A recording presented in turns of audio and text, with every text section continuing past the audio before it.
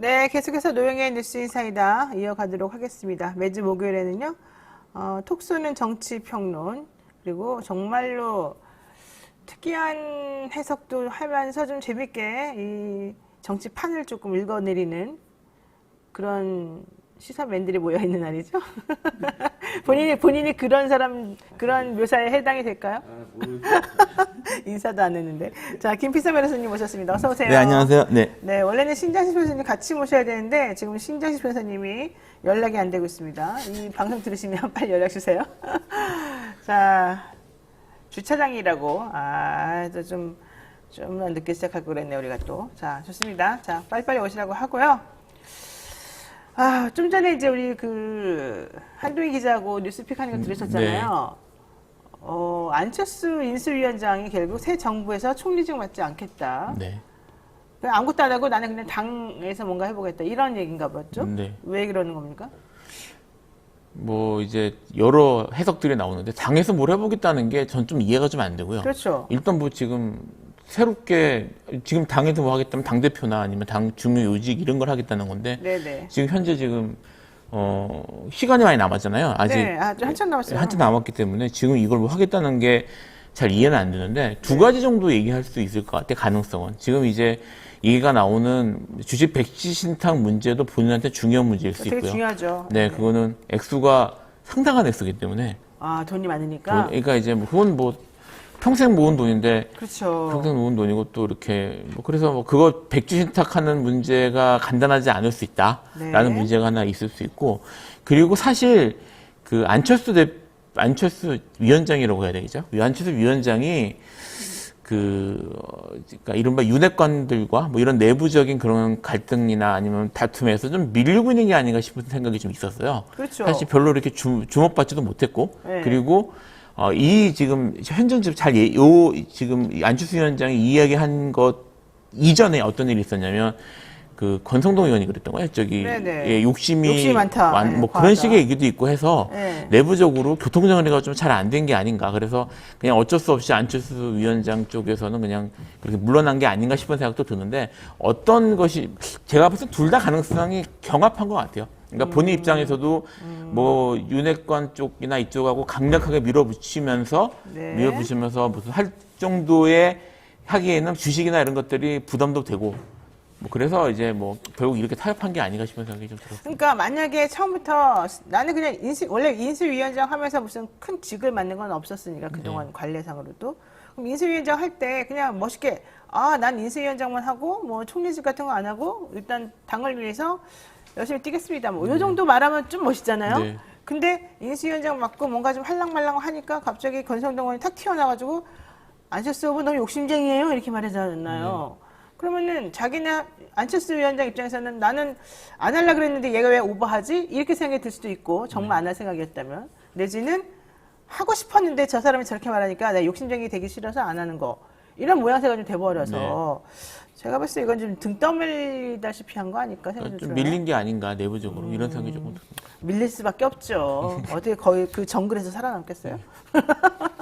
모르겠어요, 근데. 자, 좋아요. 지금 이렇게 우리가 웃고 떠드는 사이에 우리 또 지각대장 신장식 변호사님 오셨습니다. 어서 오세요. 한번 지각하면 대장이 됩니다. 우리는 알겠습니다. 쉽네요. 감투를 잘 줍니다. 우리는. 쉽네요. 네, 인사 빨리 네, 하세요. 안녕하세요. 신장식입니다. 늦어서 죄송합니다. 사람이 또 이 사람은 남들한테 비난을 안 들어보고 모범생으로 살았던 거야. 딱 보니까. 엄마가 맨날, 우리 장식이 예쁘구나, 이랬나 봐. 무슨 소리예요? 그쵸? 내가 지금 딱 한마디 지각 대장 하니까 지금 놀래가지고. 정치하면서 얼마나 많은 비난을 받고 그것을 책임지기 위해서 국회의원 자리에서 후보 자리에서 물러난 근데 왜 학습이 안 돼 있어요? 물러난 사람. 지각대장 한마디 하니까 저는 발끈해가지고. 좋아요. 이렇게 진급이 쉬우면 좋겠다. 정말요. 정말 고마워서. 위에 올라가기 너무 어렵죠. 마음 넓은 제가 막 퍼드립니다. 네. 자, 좋습니다. 지금 우리가 김필성 변호사님하고 얘기하는 중간에 안철수 네. 전 대표 위원장 왜 총리 안 한다고 이렇게 갑자기 전격적으로 그냥 아예 선언을 해버렸을까? 이걸 좀 얘기하고 있었어요. 예, 디테일에서 보자면 실은 어제 그제까지만 해도 인수위원장직과 총리 청문회 준비 동시에 네. 할 수 있다 이런 얘기 있었잖아요. 그러니까요. 그리고 어제 갑자기 안 하겠습니다 이렇게 얘기를 했죠. 그 사이에 변수가 뭐가 있었느냐? 윤당선자와 40분간 독대한 게 있었죠. 그것 빼고 뭐 어떻게 설명을 해요? 이분은 맨날 독대하면 지는군요. 40분간 독대했잖아요. 그런 네. 다음에 인수위원장으로 끝. 뭐 이렇게 간 거기 때문에 하여튼간에 그 내밀한 얘기는 모릅니다. 하지만 정황상 변수는 두 가지 다 할 수 있습니다. 네네. 라고 그렇죠. 얘기했다가 아유 전 당으로 갈랍니다. 사이에 있는 변수는 독대밖에 없었다. 그러니까 이 약간 윤 당선자가 누굴 딱 만나면 딱 나를 봐라. 내 생각에 이게 맞는 것 같은데 어떤가? 네, 알겠습니다. 이런 타입일까요? 아니 근데 이게 이렇게 독대해가지고 이상한 결론 나온 게 지금 많아서 네, 그래요. 맞아요. 내가. 그냥 명확하게 얘기를 한 게 아니라 네. 제가 보기에는 윤 당선자는 그러니까 말이죠. 이렇게 하죠. 뭐 이렇게 다 이렇게 딱딱딱.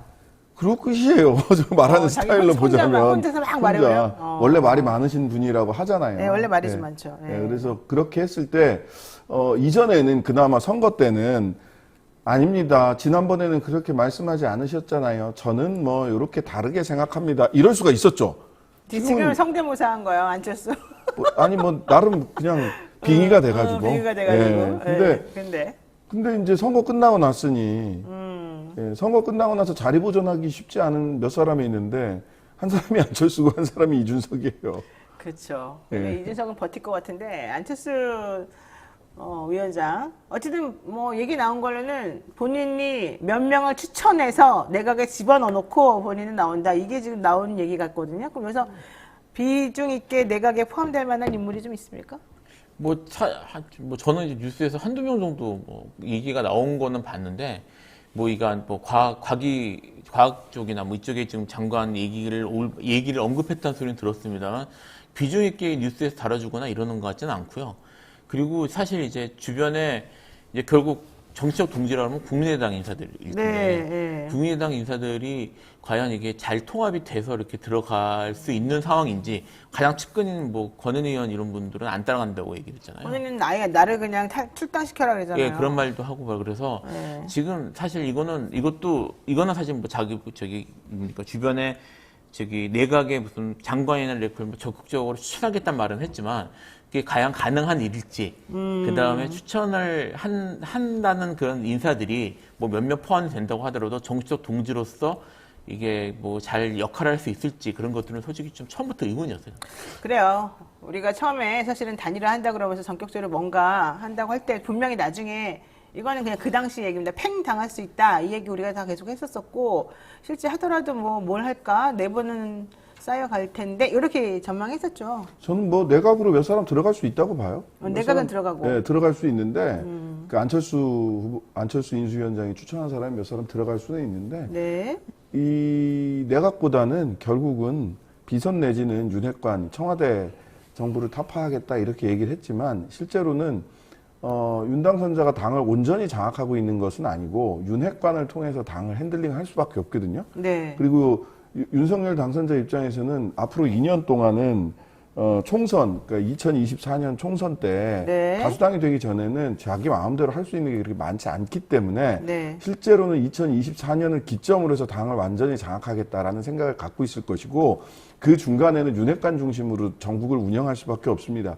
그게 대통령 비서실을 확대하거나 거기에 윤핵관을 많이 넣는 방식으로 할 수도 있고 네. 그것도 눈에 이제 자기 국민들한테 약속했던 것과 좀 달라지잖아요. 달라지기 때문에 또 비선 중심의 운영이 될 개연성도 매우 높다라고 저는 이렇게 봅니다. 네. 그렇죠. 뭐 비선 얘기는 빠지지는 않는데 이 당선자 관련해서 어쨌든 윤석열 당선자하고 서로 이제 분위기 좋고 뭐 밀월 여행 비슷하게 할 때는 총리 얘기를 하면서 자기 행정 경험이 없으니까 나 좀 그쪽 한번 해보고 싶다 이런 뉘앙스였어요. 솔직히 그러니까 해보고 또 싶었던 것 같긴 해요. 뭐 이렇게 두 갈래를 네. 실제 그때 워딩을 보면 네. 그 행정 경험 하고 싶다, 당을 더 중도화해서 당을 바꿔보겠다 이렇게 두 가지를 두 길 보기를 해놓기는 했어요. 형식상으로는. 근데 누가 봐도 총리 해보고 싶다가 훨씬 더 셌죠. 그렇죠. 셌는데 이제 여기서 이제 40분 독대 이후에 아닙니다. 저는 두 번째 길로 가기로 했습니다.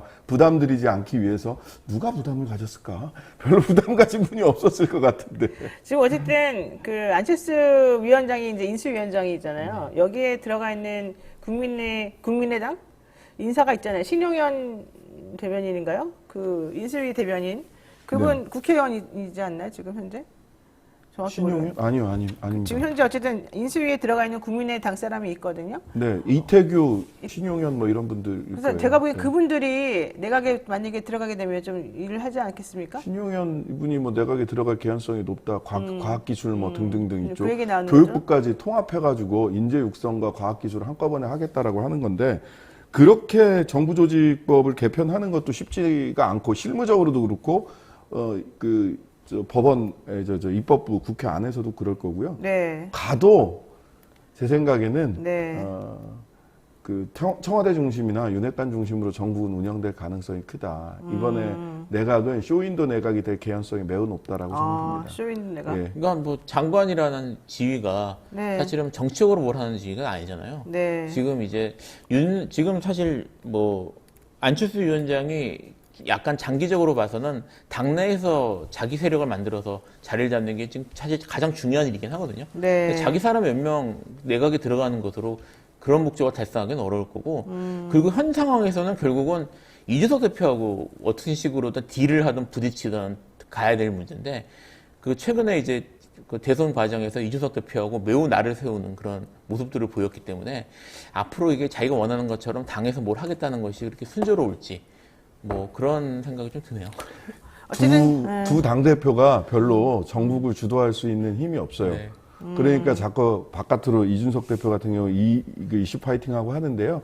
관건은 제 촉은 제 여의도 촉은 윤핵관을 원내대표가 되도록 하여 실질적으로 정치를 윤핵관의 원내대표가 주도하는 원외잖아요, 둘 다. 안철수, 네. 이준석 두 분 다 원외고, 네. 이제 정치는 이제 거대 야당, 민주당 등 거대 야권을 상대를 해야 되는데 그 상대할 수 있는 가장 믿을 만한 사람이 원내대표가 되는 것을 윤석열 당선자는 가장 바라는 바일 거고, 네. 비서실과 비선 중심으로 움직일 거기 때문에 겉으로 드러난 직위를 가진 사람들은 별로 중요하지 않다. 네. 권력은 직위에서 오는 것이 아니라 최고 권력자와의 거리에서 나올 겁니다. 거리에서. 네. 어쨌든 제가 좀 전에 말씀드린 신용현 그 대변인, 대통령직 인수위원회 지금 현재 대변인 하고 있습니다. 이분이 지금 과학기술부 총리 겸 과학기술부 장관으로 추천이 된 것으로 알려져 있다. 이렇게 얘기 되고 있고요. 안철수 위원장이 국무총리를 본인이 사양하면서 자신이 가장 신뢰하는 신용현 대변인을 과기부 총리로 추천하는 것으로 지금 얘기가 되나 보다. 되나 보다. 네, 그렇게 보입니다. 네, 그렇게 돼 있습니다. 좋네요. 이렇게 서로 추천도 해주고 본인도 욕심도 버리고 그냥 백의종군하시고 그러면 좋아요. 멋있는데 안철수 아까 좀 전에 안철수 후보가 아니죠. 이제는 안철수 위원장은 나중에 뭐 4년 후를 노린다 뭐 이런 얘기도 나왔습니다만 제가 보기에 이제 더 이상 대통령 후보는 안 돼야 되는 거 아닌가 생각이 좀 들어요. 그렇잖아요. 그러면은 그동안에 당에서 무슨 역할을 어떻게 해서 힘을 길러야 되죠? 저는 사실 뭐 개인적인 생각부터 기능을 전제로 말씀을 드리는 겁니다만, 네.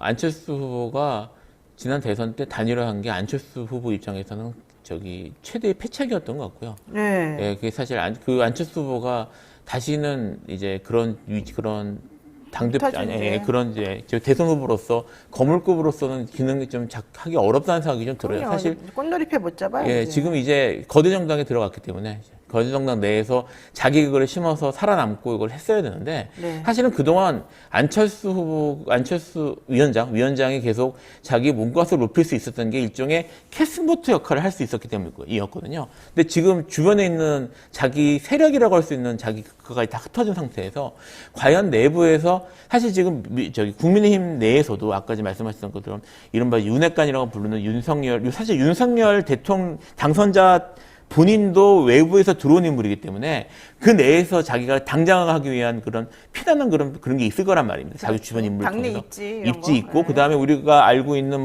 기존의 개파들도 있고요. 그 다음에 지금 이준석 대표 같은 사람도 있고, 그 내에서 그런 식으로 지금 이제 당내에서 아직 복잡하게 들어갈 텐데, 이 사이에서 과연 안철수 위원장이 자기 사람이나 충분히 없는 상태에서 자리 잡는 데 성공할 수 있을지는 네. 사실 전 좀 약간 부정적으로 봅니다. 쉽지는 않을 것 같아요. 좋습니다. 자, 이런 가운데 총리 후보로 지금 거론되는 인물이 예전에 한번 총리 했었던 분이죠. 한덕수 전 총리, 이번엔 경제 관료 출신이라는 점에서 조금 이점이 있는 것 같아요. 그리고 국민 통합 차원에서 호남의 박주선 대통령 취임준비위원장이 또 거론이 되고 있고, 김한길 국민통합위원장이 거론이 됩니다.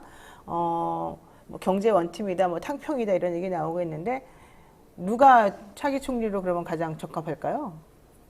적합한 사람은 없는데. 없어요?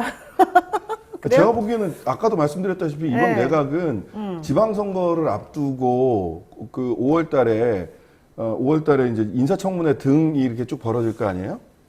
4월달, 5월달 요 인사청문회 등 뭐 지방선거 앞두고 벌어지는 거라서 그냥 쇼윈도예요. 이 사람들이 일할 거라고 누가 생각합니까? 실질적으로 권력을 행사하고 실질적으로 전국을 주도하고 하는 쪽은 결과적으로 윤핵관 중심으로 갈 겁니다.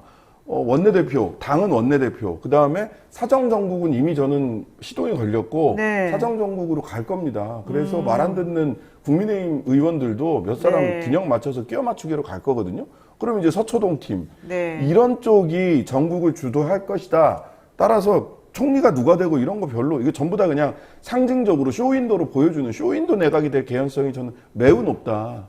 이렇게 보입니다. 인수위 자체도 그랬어요. 인수위에도 보면 그 안철수 쪽에서 얘기해 준 사람 뭐 3분의 1 정도 이렇게 들어갔다는 3분의 1 이상인데, 말하자면 저쪽에 윤핵관 쪽으로 줄을 대가지고 인원이 넘치니까 원래는 윤핵관과 가까운 사람이 안철수 쪽으로 줄을 대서 들어가고 하는 경우도 굉장히 많았거든요. 그런 식으로 저는 쇼윈도 내각이 구성될 가능성이 크고, 네. 정국 주도권은 윤핵관의 원내대표 여의도 분점하고 서초동 지점 중심으로 운영될 거다. 감히 저는 이렇게 예측합니다. 저의 촉은. 사실 저도 그래요. 사실 지금 거론된 인물들은 그냥 언론에서 떠드는 인물들인 것 같고, 실제 이 사람들을 총리로 시킬 생각은 아닌 것 같아. 그리고 어쨌든 지금은 뭐 당장 아니지만 날이 가까우면 가까울수록 어쨌든 좁혀지겠죠. 그분 중심에 있는 사람으로. 그럼요. 그게 편하겠죠. 뭐 사실 현재 진행되고 있는 건 그렇게 될 가능성이 높아 보이긴 하고요.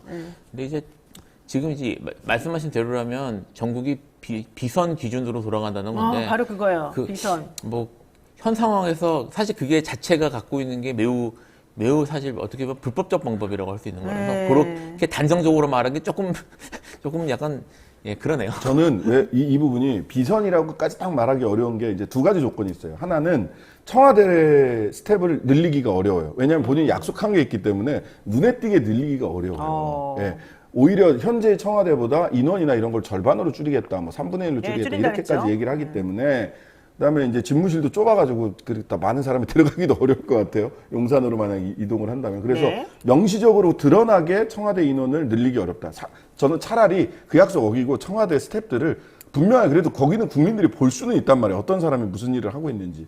근데 그러지 않으면 하나의 조건은 뭐냐면 본인이 약속한 게 있어요. 민간위원회를 활성화한다고 약속했어요. 네. 민간 전문가들을 가지고 국정 운영을 하겠다. 네. 근데 이렇게 되면 이제 두 가지가 있습니다. 민간위원회 사실은 명확한 권한이 없는 민간위원회 위원장들이나 전문위원이라고 결합해 있는 사람들이 실질적으로 행사할 수 있어요. 근데 이거는 국민들의 그 감시의 시선에서 청와대 스텝이나 장관들보다 비껴가 있어요. 그 다음에 하나 더 가능성은 또 뭐가 있냐면 이럴 수 있어요. 지금 프랑스 대통령이 네. 굉장히 공경에 몰려 있는 것 중에 하나가 뭐냐면 맥킨지 등 경영 컨설팅 하는 회사들한테 컨설팅을 받아서 국정 운영을 하고 있거든요. 거기에 든 돈이 1조 5천억이 넘어요. 세상에. 컨설팅 비용으로만 낸 돈이. 웬일입니까? 이런 식의 외부 경영 컨설팅한테 실제로는 국정의 많은 과제들을 의지할 개연성도 저는 매우 높다. 알겠습니다. 최순실 같은 비선은 아니지만 이런 식의 비공식적 권력의 실제적인 권한이 많이 몰릴 가능성이 크다. 저는 좀 걱정이 되는 것 중에 약간 다른 의미에서 걱정이 좀 되는 게, 뭐 저도 이제 최순실이나 뭐 이런 식의 비선까지 생각하지는 않습니다. 근데 이게 그 유명 옛날부터 나오는 격언 있잖아요. 권력은 공백을 허용하지 않는다는 그런 게 있는데, 지금 이제 특히 이제 권력 힘부 있는 사람들이 슬림안 된다는 얘기는 네. 그 몇몇에게 권력이 집중될 수 있다는 얘기예요. 그렇죠. 저는 사실 말씀하신 것처럼 외부위원, 전문위원들을 뽑아서 했던 그게 제대로 될 것 같지 않아요. 사실은 그런 문제에 크게 관심을 보이지도 않았고, 그리고 그를 전문위원을 그러니까 그런 식으로 국정 운영되는 게 아니라 실제로는 몇몇 중요 인사들이나 이런 사람들을 그냥 적당한 요직에 박아놓고 그들끼리 원래 정해진 권력보다 더 많이 쥐어서 아름아름으로 그냥 이렇게 자기가 중요하다고 생각하는 지점에 포인트를 찍고 갈 가능성이 높아 보이거든요. 네. 그래서 제가 좀 그런 식의 운영이 일어나지 않을까. 그래서 그렇게 되면 전행이 일어날 위험이 없죠. 네. 그런 자, 것좀 어쨌든 있어요. 예. 김필선 변호사님하고 신장식 변호사님은 따로 비선은 안 두고 있다는 거, 그거 좀 우리가 그래도 깊은 마음으로 해야 될 것 같아요. 자, 김기현 원내대표가 지금 조기 사퇴했지 않습니까? 그래서 새 원내 사령탑을 다음 달 8일에 뽑는다는 건데요. 사실 이 원내대표가 매우 중요해요. 이 여당의 원내대표로서. 지난 선거에서 김태흠, 권성동 의원 이분들이 이제 2파전을 벌였었는데 사실 이분들이 윤핵관 아니겠습니까? 어떻게 보십니까? 이분들이 원내대표, 일단 원내대표 누가 될 것이냐, 그다음에 이분들을 포함해서 이렇게 결국은 윤핵관으로 수렴되는 이 인사 시스템 혹은 이 모양새, 이걸 우리가 좀 긍정적으로 봐야 될까요? 아니 이건 뭐 긍정 부정을 떠나서 이렇게 될 겁니다. 안 그러면 그 여소야대 정국에서 윤석열 당선자가 믿고 쓸 사람이 없어요. 아, 본인이 좀 불안하기도 하고, 네. 당내 입지가 사실. 당의 입지가 취약하기 때문에 네, 지금 네. YS가 아니거든요. 네, 그렇죠. 윤석열. 그리고 윤석열 후보에 대해서는 빚진 게 별로 없어요, 사람들이. 그렇죠. 예. 그리고 효용도 어찌 보면 다 했다고 볼 수도 있어요. 아, 그러니까 대통령 유권자들 된 입장에서는 것만으로도? 유권자들 입장에서도 그렇고 당에서는 조금 뭐 다를 수 있어요. 그렇죠. 윤석열 당으로 만들기 위해서 끊임없는 시도를 할 거고 여기에서 윤석열 당에 내가 몇 번째 번호표를 받고 진입할 수 있을 거냐가 국민의힘 국회의원들은 네, 관심사일 네. 거고 근데 네. 이제 국민들 입장에서는 정권 교체를 위해서 선택했는데 정권 교체가 됐기 때문에 끝이야, 이제. 무슨 뭐 애틋한 마음이 있다거나 박근혜 씨에 대해서 가지고 있었던 애틋한 마음이 있다거나 빚진 마음이 있다 이런 거 없어요. 알겠습니다. 예. 자, 뭐 같은 생각이시겠죠? 저는 조금 봐야 될 것 같아요. 무슨 말이냐면 지금 이제 윤핵관이 분명히 잡아야 됩니다. 윤석열 당선자 입장에서는. 근데 지금 계속 윤핵관이란 사실은 그전 정부에서도 핵심 인사들이나 관련자들은 있었는데 윤핵관이라는 명칭까지 등장해서 나왔다는 거는 어쨌든 윤석열 당선자가 원래 정치인이 아니었다가 들어가서 일종의 점령군처럼 된 거거든요. 네, 그쪽 네. 사람들 입장에서는. 네. 지금 친위, 친박이라고 보통 불렸던 기존 개파 있는 사람들 중에 상당히 많은 사람들이 지금 소외돼 있을 거예요. 네. 근데 이제 지금 그들 사이에서 내부에선 저는 이제 권력 다툼이나 분쟁이 일어날 수밖에 없을 거라고 생각하는 주도권 다툼, 이 당연히 주도권 있겠죠. 다툼이 시작이 네. 지금 이게 될 거란 말이에요. 그래서 이게 지금 말씀하셨던 그런 윤핵관의 핵심 인사들이 뭐 권성동 의원이나 이런 분들이 네. 원내대표가 되는 것을 필사적으로 저지할 가능성도 있어요. 그래서 그렇군요. 요건 좀 봐야 될 것 같습니다. 알겠습니다. 자, 요 얘기도 하나 짚고 넘어가겠습니다. 이준석 국민의힘 대표 전장현, 그러니까 이 전국 장애인 네. 연합회라고 해야 되나요? 어쨌든 이분들이 지금 출퇴근 시간에 지하철에서 이제 시위했던 거 관련해서 사실 막말했잖아요. 우리 깜짝 놀라게. 네. 근데 내부 사람들이 전부 다 당신이 잘못했으니까 사과하세요 해도 사과 안 한다고 SNS에다 굳이 또 사과 안 합니다 이렇게 글을 올렸어요. 개인 이슈 파이팅 하는 거다 이러면서 그러면서 차기 집권 여당 대표로서 대책 마련에 앞장서야 되는 사람이 오히려 이렇게 문제를 일으키고 다니는 거 이거 어떻게 됩니까? 이런 질문들이 막 나온다는 거죠. 어떻게 해야 돼요? 이준석 대표는 왜 이래요? 그리고 이준석 대표는 이제까지 정치를 이렇게 했어요. 이런 식으로 이런 식으로 했습니다. 약간 땡깡 정치 아닙니까? 이렇게 되면? 땡깡이라기보다는 네. 여기서 이제 지금 방송 들으시는 분들 중에서 혹시 게시판에서 댓글로 싸우신 경험이 있는지 모르겠는데 이 댓글에서 이슈 파이팅하는 전형적 스타일입니다. 그러니까 정말 좀 젊은 분들이 막 서로 이렇게 피튀기게 그 안에서 온라인 예, 전쟁하듯이 예, 온라인 전쟁하듯이. 그러니까 절대 물러서지 않고 절대 틀린 거 인정하지 않고 잘했대 못했대. 예, 하지 않고 물러서지 않는 사람들이 보통 댓글 싸움에서 이기는데 이 사실은 그 이준석 대표가 그런 스타일의 정치를 이제까지 해왔고 근데 장애인에 대한 생각을 이렇게 지금 게임하는 것처럼 생각하고 있어요? 장애인들에 대한 생각만이 아니라 이제까지 네, 다른 네. 정치들 다 그렇게 해왔고 네. 그래서 한 번도 이제 그런 데에서 물러나거나 자기가 잘못했다거나 아니면 그런 모습을 보이지 않았고 사실은 그런 모습을 보이지 않았기 때문에 네. 이게 젊은 남성들에게 사실 어필한 부분이 이런 부분이 속 시원하게 어필한 부분들이 있거든요. 알겠습니다. 이분이 그렇게 해온 분이라서 네. 여기에 대해서도 아마 내가 잘못했다 또는 뭐 여기에 대해서 뭐 이런 식으로 물러날 가능성은 제가 봐서 높지 않습니다. 네, 자 우리 신장수 변호사한테 이거 여쭤볼게요. 지금 김정숙 여사 의상비 가지고 갑자기 막 이슈가 되지 않았습니까? 그러면서 청와대에서는 개인 돈으로 쓴 거다. 그랬더니 뭐 홍준표 의원이 또 그러면 대통령 월급으로 써야지 뭐 이러다가 또 방송에서 야 근데 채널A인가요 뭐 나왔어요? 아니 뭐 사비를 썼다면서 왜 카드를 안 쓰고 현금을 다발을 들고 와가지고 막 보좌관진들이랑 같이 와서 쓰고 그랬나? 그 돈은 특활비 아닙니까? 막 이랬단 말이죠. 홍준표 의원이 할 말은 아니죠. 홍준표 의원은 홍준표 의원은 그냥 거기다 올려가지고 그런 대답을 했던 거고 네. 지금 좀 전에 말했던 뭐 네. 현금 다발 그 얘기는 어제 채널A에 나온 네, 첫 번째 홍준표 의원은 국회에서 특활비 받아다 생활비로 공식적으로 그러니까 썼다고 본인이 본인이 얘기하신 얘기했는데, 분입니다. 네. 또 검찰 특활비 중에서 제일 재밌게 써진 거는 제이슨이라는 분이 자기 빚 갚은데 특활비 썼다고 했던 거죠. 네. 일단 그 하나 짚고요. 네네. 이거는 그냥 도덕적 흠집내기죠. 흠집내기를 통해서 뭐 누구나 다 기억하잖아요. 이게 뭐 논두렁식의 시즌 2를 하려고 하는 거고 그 사정의 일정이 소위 계속 우리 예상했었잖아요. 이게 네, 다른 정치적 네. 수단이 없기 때문에 사정 정국으로 가기 위해서 도덕적으로 건드릴 거, 뭐 몇 가지 약점을 짚고 넘어갈 거 이런 것들이 있을 거이신데 이게 이제 뭐 전주곡 같은 거죠. 자, 우리 시작했어. 전주곡이에요 이제. 예, 전주곡이죠. 이거랑 그 동부지법 캐비넷 개방 네. 사건, 요게 이제 저는 한 맥락으로 같이 묶여 있는 거다라고 봐요. 예. 김정숙 여사 옷값 논란을 갑자기 이 시점에 터트리는 거는 용산으로 이제 뭐 이전한다는 거에 대한 반대 여론을 좀 잠재우고 뭐 여러 가지 본인에게 불리한 이슈들을 조금 수면 아래로 내려뜨리기 위한 거다. 그리고 문재인과 청와대에 있는 김정숙 여사를 흠집 내므로 인해서 본인들의 세력을 좀 결집하는 용이다. 지방선거를 노리고 이런 해석이 있어요. 뭐 그런 면이 없진 않겠죠. 근데 제가 제가 이제 이런 표현을 쓰는데 이런 네. 식으로 이제 계속 뭐를 근거가 그렇게 명확한 것도 아닌데 이런 것들을 하는 게 네. 사람들한테 젖어들게 만들어요. 그러니까 네.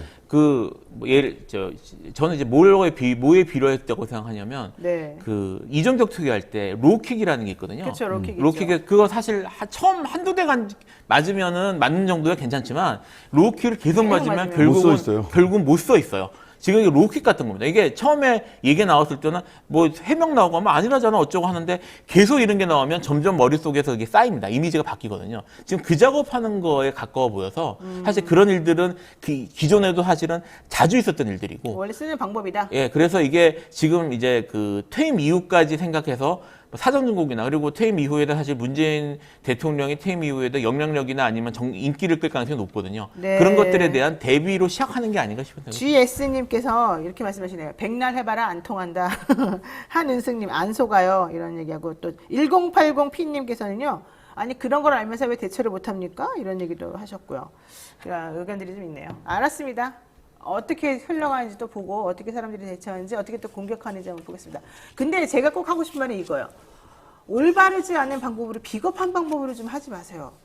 정말로 뭔가 문제가 있으면 지적해서 그거를 갖다가 상대방에게 하지 말아라. 비판하는 거는 저는 너무 당연한 거고 자연스럽고 좋다라고 생각하지만 아닌 거 알면서 비겁하고 치사하게 계속 이러는 건 저는 정말 후진적이라고 생각합니다. 이 마지막으로 하나 재밌는 네. 게, 자, 조금 있으면 5월 10일 되면은 그 윤석열 당선자가 취임하잖아요. 그러면 지금 특활비 문제되는 게 두 개죠. 네. 하나는 대통령 특활비, 대통령 청와대 특활비, 하나는 검찰총장 특활비. 두 개의 공이 전부 다 윤석열에게 간다. 두 개의 공이. 그러니까는 당선인이 이제 대통령이 되면 대통령 특활비를 사용할 수 있고 네. 그다음에 그 전에 검찰총장때 썼던 147억. 그 돈에 대한 것도 또 갈 수 있다. 예, 둘 다. 본인 하기 나름이다. 그거 잘못하면 탄핵도 가던데.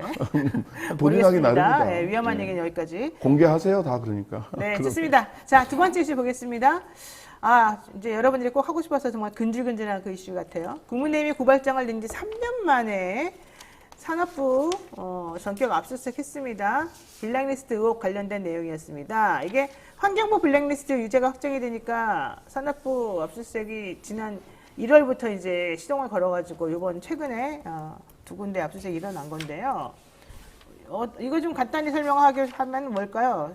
김필성 변호사님. 이거요? 네, 이거 그러니까 시작하면 뭐 간단하게. 사실 그 환경부 블랙리스트하고도 약간 관련이 있습니다. 관련이 있는데 아마 뭐 기억을 하시겠지만 그 김태우 전 검찰 수사관이라는 사람이 네. 이제 환경부 블랙리스트를 포함해서 여러 가지 사건이 2018년 말에 이제 공개를 하잖아요. 김은경 전 환경부 장관 뭐 이런 예. 등등의 사람이 네. 빨리 나가라고 했다. 그러니까 그거 터트리고 나서 그게 막 시끄러울 때 이게 당시 자유한국당이죠. 원전, 네, 예, 자유한국당이 네. 뭐 산업부 장관, 차관 뭐 이런 이 간부들을 이제 같은 이유로 블랙리스트 이제 뭐 사표를 강요해서 받았다. 그쵸? 밑에 네. 산하기관에 있는 뭐 기관장이나 사장, 이런 쪽에 네. 받았다라고 해가지고 했고, 그렇게 고발을 했고, 그리고 당시에 4, 5월 경에 실제로 뭐 그 관련된 사장 일부를 불러가지고 조사를 했다고 하는데, 그렇죠. 그 다음에 이후에 그냥 조용하게 있었다가 지금 다시 제기가 된 겁니다. 그러니까 그 당시에 피해자로 지목이 된 한국전력 산하발전사 사장 A 씨 이분이 언론하고 인터뷰를 하면서 2017년 9월 초에 산업부 국장으로부터 사표 써라 이런 얘기를 좀 들었다는 겁니다. 근데 그게 정부 입장이라더라 이런 얘기를 들었다는 거죠. 그리고 사표를 내니까 정말로 하루 만에 수리가 되어서 본인은 나가고 싶지 않았는데 어쩔 수 없이 나갔다. 이제 이게 이른바 산자부 산업부의 그 블랙리스트에 본인이 이름이 있었다 이 얘기예요. 근데 어쨌든 그동안의 수사 2019년부터 이게 고발 들어가서 진행이 될 줄 알았더니 뭐 수사는 우리가 보기엔 다 인플루언서 했어요. 해놨는데 묵혀놨단 말이죠. 그러다가 갑자기 대통령 당선인이 윤석열로 쫙 정해지고 나니까 이 압색이 벌어진단 말이죠. 3년 만에 수사 재개 이례적이다. 이런 얘기 계속 해왔는데 왜 인자서 하냐 그랬더니 뭐 환경부 판결 불라 그랬으니까 이것도 있지만 다른 사람들 얘기는 아니죠. 이거 3년 동안 수사 못하게 막았기 때문이다. 문재인 정부에서 이 얘기란 말이에요. 이거 맞습니까? 아니 뭐 그쪽에선 그렇게 얘기하겠죠. 일단 법리 검토 때문에 늦었다. 이건 말이 안 되는 거고 같은 사건인데. 그렇죠. 무슨 법리 검토는 뭐. 법리 검토는 또 1심, 네, 2심에서 다 네, 인정된 다 바가 나왔는데. 있고. 네. 그리고 1월 달에 환경부 김은경 장관 대법 확정이 1월 1월 달에 달이었는데 있었죠. 네. 1월 달과 지금 4월 사이에 3월 사이에 달라진 상황이 뭐가 있어요? 변수. 대통령 당선자. 네. 당선자가 윤석열이라는 거 말고 달라진 게 없잖아요. 네. 명확하게 이유는 거기에 있는 거고 이게 이제 신호탄이죠. 근데 캐비넷 대방출 사건, 네. 대방출 시즌이 오는 거지. 그러니까 검찰은 3년 동안 수사를 못한 이유를 동부지검장이 올 때마다 무혐의로 이렇게 하라는 식으로 했기 때문이다라고 말했어요. 근데 아니 그 동부지검장 위에 검찰총장이 윤석열 대통령 당선자잖아요. 원래 그 당시에 그때 당시 맞아요? 이거 2019년도? 3년 전이니까. 네, 맞잖아요. 그러면은 왜 검찰 그때 조국도 그렇게 정말로 가열차게 수사하신 분이 이거를 대통령 뜻으로 못했을까요? 그거 좀 이상하지 않아요? 그건 말이 안 되죠. 그리고 말이 안 되나요? 말이 안 되고요. 네. 이거 지금 그 중요 사건들 같은 경우에 어떤 식으로 내부에서 수사가 이루어지냐면 네. 이게 대검 반부패부라고 부르는 부가 이제 많이 들어보셨지만 반부패부가 실제로는 이거를 직접 지휘를 합니다. 전화를 담당 검사 전화하거든요. 해가지고 네, 네. 보고도 바로 올리라고 그러고. 그래서 그런 식으로 돌아가기 때문에 동부지검장이 작정하고 덤비더라도 위에서 찍어 누르면 해요. 네. 그런 식으로 돌아가는 구조라서 지검장이 뭐 지검장이 어떤 뭐 거기에서 부정적 의견이었을 수는 있어요. 그거는 네. 모르겠지만 네. 지검장이 눌렀기 때문에 3년간 안 됐다는 건 말이 안 됩니다. 저는 하나 제가 정말 궁금해서 물어보려고 머릿속에 딱 기억해놨던 게 있어요. 이 지금 블랙리스트 사건은 결국은 정권에서 원하지 않는 혹은 좀 방해가 될 것 같은 전임 그 재직자를 빨리 내보내기 위해서 리스트 만들어서 내보냈다는 거잖아요. 네. 요점이. 근데 사실 딱 보세요, 여러분. 지금 그거 가지고 문제 삼고 있는데 대통령 당선자 윤석열 당선자 딱 되고 나니까 김은수 검찰총장 1년 반이나 임기 남아있는데 김은수 검찰총장 왜 안 나갑니까? 나가세요. 이랬잖아요. 그럼 그거랑 도대체 뭐가 다른 거죠? 어제는 김진욱 공수처장도 나가라고 그랬잖아요. 공수처장한테도 나가라고 그러고 막 공수처가 도대체 한 게 뭐냐, 왜 이렇게 편파적으로 했냐라고 막 욕을 하면서 당신 나가야 되는 거 아닙니까? 거치 표명. 이게 지금 여기서 말하고 있는 환경부 블랙리스트나 이게 정말 유죄라면 또 산업자원부의 블랙리스트랑 뭐가 다릅니까? 제가 그게 되게 궁금하더라고요, 갑자기. 왜 어떤 언론이 그런 지적을 안 하죠? 내용도 네. 블랙리스트라고 얘기하는 게 맞나 싶어요. 그러니까 말하자면 실제로 사표를 내세요 하고 그 정치적으로 말로 강압이 있었는지 직권남용이 있었는지는 살펴봐야 될 문제고 김은경 장관 같은 경우는 어쨌든 대법원에서 인정이 됐으니까 그건 뭐 법률적 사실로 인정을 한다고 하더라도 그 보면 그 리스트라고 작성돼 있던 게 남은 그 임기가 얼마냐 이런 정도 정리했다고 저는 알고 있거든요. 근데 어제 그렇죠. 맞아요. 그때 써 있었어요. 예. 근데 어제 이 민주당 국민의힘 의원이 보고하라고 그 보건복지부에다가 이달군 의원실에서 자료 제출을 요구한 양식을 보면은요. 민변 참여연대 시민단체 언론사 그다음에 국정농단 피해 또는 규탄했는지 이런 것까지 다 적시해서 그- 보건복지부 네, 뉴스 산하기관 났습니다. 사람들 보고하라고 공문을 보냈어요. 아니 남은 임기가 얼마냐 이런 네. 거를 체크를 했다면 네. 저는 그거는 그 자체로 이걸 블랙리스트라고 부를 수 그렇죠. 없다라고 보여요. 네. 그 전에 MB 블랙리스트, 박근혜 블랙리스트나 이런 때는 소위 좌파 성향 문화예술인 뭐 이렇게 해가지고 아예 나가지도 못하게 했잖아요. 예, 성격을 이 사람들을 어떻게 판단한다는 걸 분류를 했단 말이에요. 그렇죠. 근데 어제 이달곤 의원이 보건복지부에다가 보내라고 자료 요청한 거 보면 저도 민변 소속이고 참여연대에 돈 내고 있고 시민단체에도 뭐 후원하는 데가 꽤 많은데 민변, 참여연대, 시민단체, 언론사 관여 여부, 그다음에 국정농단 피해 또는 규탄, 국정농단 사태 때 피해를 받은 사람이냐 또는 그래서 국정농단을 규탄했던 사람이냐 이걸 왜 체크하라고 그러죠? 색깔을 딱 구분해서 이런 게 블랙리스트죠, 실제로. 그래요. 그러니까 그런 거는 다 아니라고 지금 그러면서 산자부 사람들 갑자기 인지 와서 3년 지나서 무혐의라고 생각되는 본질이 사실 법리적으로 맞습니다만은 아니라고 치더라도 인제 와서 이렇게 압수수색하고 난리 친다는 게 좀 이상하지 않아요? 뭐 백운규를 거쳐서 백운규 장관이 탈원전 정책 결정을 하고 할 때 청와대에서 당시에 산업정책 비서관인가 그랬어요. 네. 예, 대통령으로 가기 위한 문재인 대통령으로 가기 위한 징검다리예요. 그러니까요. 그러니까 그 윗선으로 지금 대통령 치겠다 이렇게 보이죠. 사실 이 구조가 네. 대통령 끌어들이기가 매우 좋은 구조거든요. 사실 이게 장관선에서 장관 뭐 임기가 보장되잖아는 장관이 들어와가지고 누구 나가라 어떻게 하는 이런 식으로 광범위하겠다는 거는 기본적으로 네. 말이 안 되기 때문에 네. 이거는 뭐 대통령의 의지가 투영되었다고 볼 만한 이제 정황은 저쪽이 주장할 수 있고 네. 중요한 건 지금 뭐 언급되고 있는 이른바 이 사실 블랙리스트란 표현도 MB나 뭐 이런 분류 완전히 다른 구조가 다른데 네. 어쨌든 뭐 그런 식의 것들이 다른 사건들도 지금 캐비넷에 있다는 소문이 있어서 그래요? 그렇다고 그러면 사실 대통령을 노리고 지금 이제 문재인 대통령하고까지 바라보고 있다고 보기 충분하죠. 문재인 사실. 대통령 이름 나온 데가 너무 많아. 지금 울산 사건에도 나오죠. 울산 사건. 예, 여기도 나오죠. 그다음에 임종석 전 대통령 비서실장, 조국 전 법무부 장관, 홍남기 기재부 장관 리스트가 쭉 있거든요. 그 관련된 이제 뭘로 문제가 될 수 있을지 모르지만 어쨌든 거기도 지금 연결된 게 너무 많아서 위험하다고 좀 생각이 듭니다. 근데 어제 그 이달곤 아까 말씀드린 네, 복지부 네. 블랙리스트 이거 보면서 정말 성의가 없다. 이거를 공무원들한테 작성을 하라고 했다. 자기네 관리 정보 해야 되는 자기들이 거 아니야? 정보원을 동원을 해가지고 본인들이 작성을 해야지. 그렇습니다. 너무 성의 없는 거 아니에요? 알겠습니다. 자, 이런 상황에서 더불어민주당 지도부 검찰개혁 입법을 다시 강조하면서 이른바 검수완박을 한번 해보겠다 이러는데 이게 먹힐까요? 잘 될까요? 이건 제가 정말 할 말이 많은 네. 주제이긴 한데 네.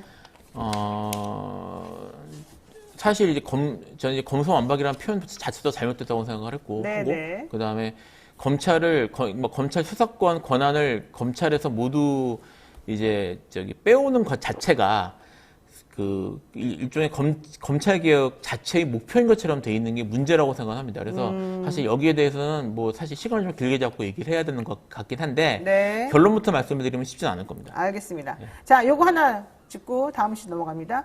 대선 과정에서 워낙 고소고발이 이제 많았는데 옛날 같으면 한 번 또 당선인이 나오고 나면 다 서로 정리해줬어요. 양쪽 당을. 근데 요즘은 그렇지는 않은 것 같아요. 근데 김혜경 씨 법카 불법 사용 의혹 이거 하고 지금 김건희 씨 주가 조작 의혹 사건 이 두 가지가 이제 예를 들면 크게 이제 나와 있다고 봐요. 후보자들 부인 관련해서 어떻게 될 것 같아요?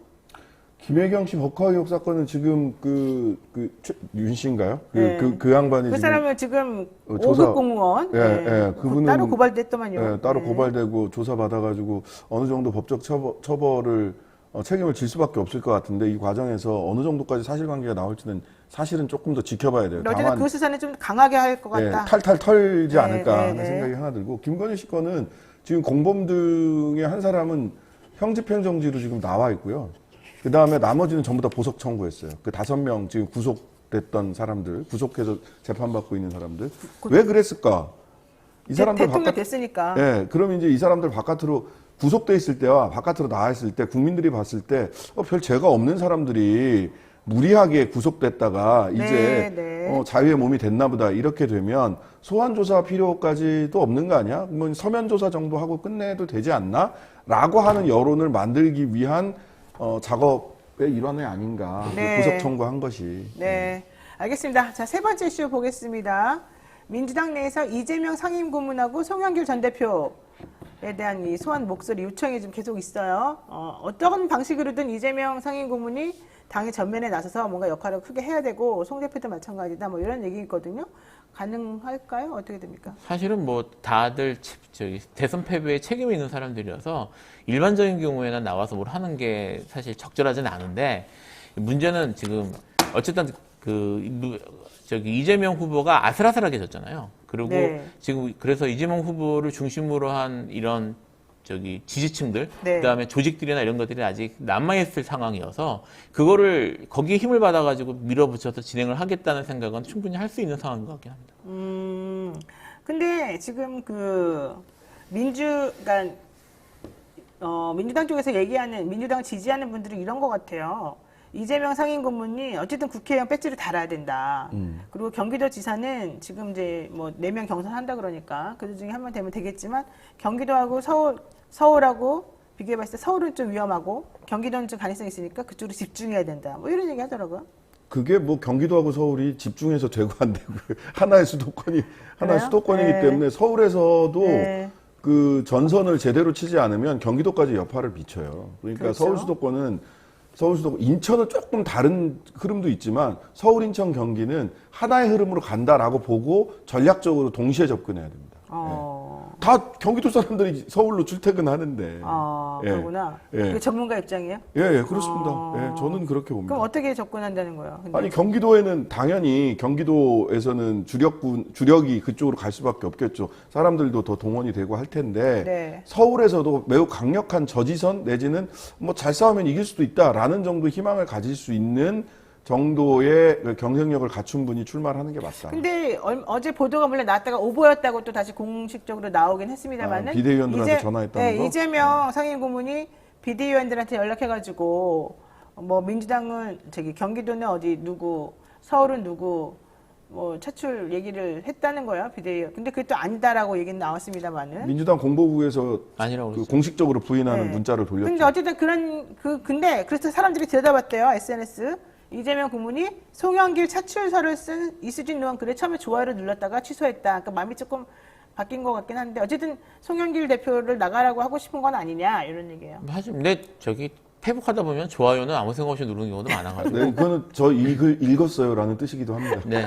그래서 뭐 그렇게 강하게 뭐 그렇게 할 건 아닌 것 같고 사실 이재명 지금 이제 고문이라고 불러야 되겠죠. 이재명 고문도 뭐 여러 지금 말씀드렸던 것처럼 그런 요청들이나 이런 것들이 있지만 사실 전면에 잘 안 나서고 있긴 하거든요. 자기의 그런 게 있으니까. 근데 그래서 계속 안 나서면 그렇잖아요. 예, 그래서 뭐 앞으로 역할을 어느 정도 해야 될 것 같긴 한데, 근데 지금 제가 지금 말씀드리고 싶은 건 지금 신장씨 선생님 말씀하신 것처럼 지금 사실 서울이 되게 중요해요. 네. 왜냐하면 서울이 되게 이게 민주당 입장에서 하는 얘기입니다. 서울이 되게 중요하고 물론 뭐 저희 국민의힘에서도 마찬가지긴 하지만 국민의힘이 좀 유리하다고 보니까.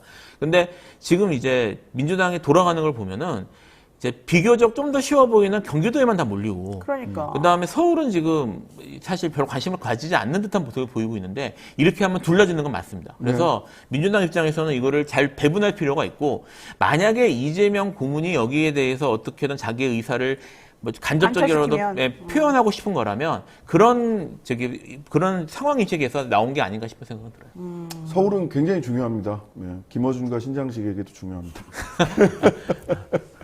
네. 그래서 내가 그랬어요. 김어준 씨는 너무 이렇게 청취율이 높아서 무조건 살아남을 것 같은데 신장식은 위험하다. 그리고 만약에 둘 다 살리지는 않을 것 같고 둘 중에 한 명을 만약에 죽인다 그러면 신장식이다. 이런 김어준 씨한테 도와주십시오, 서울 시민 여러분. 청취율을 높여주는 수밖에 없어요. 우리가 할 수 있는 거는. 네. 알겠어요. 예. 우리 것도 높여주고 거기 것도 높여주고. 자, 이제 한번 웃어봤는데 중요한 건 이제 이재명 고문이 정말로 민주당 내에서 그 반대 계파들을 다 물리치고 정말로 이렇게 좀 힘을 좀 발휘할 수 있는 뭔가 할 수 있느냐 그 역할을 이게 제가 보기엔 제일 중요할 것 같습니다. 자, 요 얘기 한번 더 해보죠. 경기도는 지난 대선에서 이재명 후보 이제 뭐 윤석열 당선이 앞지른 지역이라는 그게 있잖아요. 그러면은 국민의힘 쪽에서는 여기 이제 뭔가 도전을 해보고 싶을 것 같아요. 그래서 나온 이름이 유승민 전 의원이란 말이에요. 근데 유승민 전 의원이 가족들 반대가 심해서 원래 정계 은퇴를 하려고 그랬다. 이런 얘기 나왔어요. 근데 그러고 나니까 되게 웃긴 게 가로세로 연구소에 강용석 변호사가 가만히 안 두겠다.